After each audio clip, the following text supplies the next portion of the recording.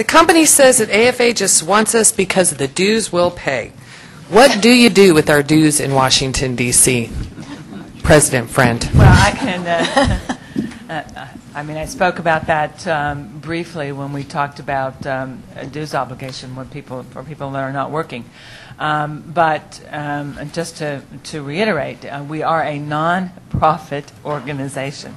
Every penny in dues goes back into representation.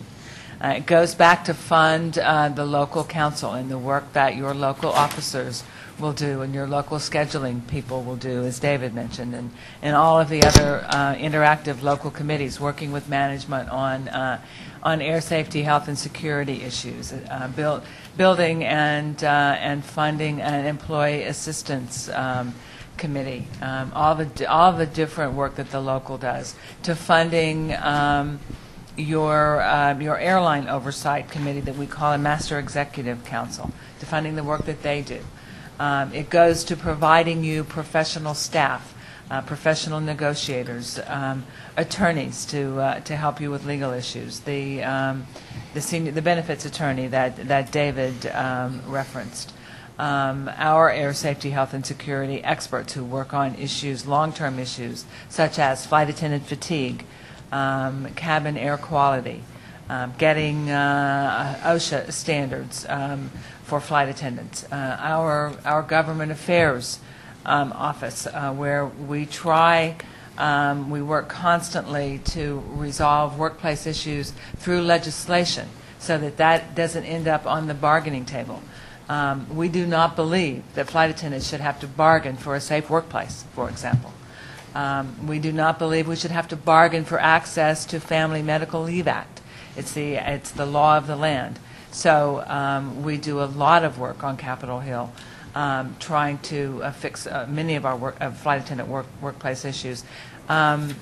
So the dues goes to represent our flight attendant members at the very immediate level, at the local level, with their immediate management, and it goes to improving, protecting the profession at the international level. And if for our great activists out there who needs to have the handheld in-print proof, we again refer you to one of our newsletters. This is from last December 11th, and there's a nice pie chart on here about how dues monies are divided and where they're allocated to. Go on the website, Tools for Activists, print this up, carry it with you. It'll be a great resource.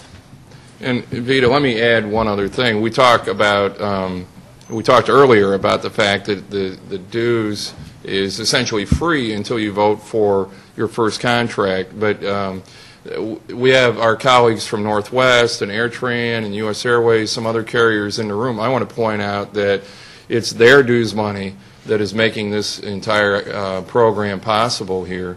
And it's by the fact that they're paying their dues that funds the legal department for our assistance in the campaign, and for all of the resources have been put at the disposal of the Delta flight attendants. So I just want to acknowledge that and recognize that, you know, while you don't have to pay dues immediately, flight attendants standing together around the industry are what make this possible.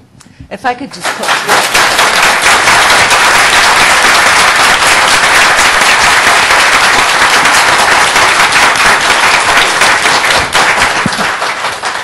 Vita, I would like, please, to clarify something for our audience. Yes, it's the dues money of all of our members who are responsible for David being here, for me being here.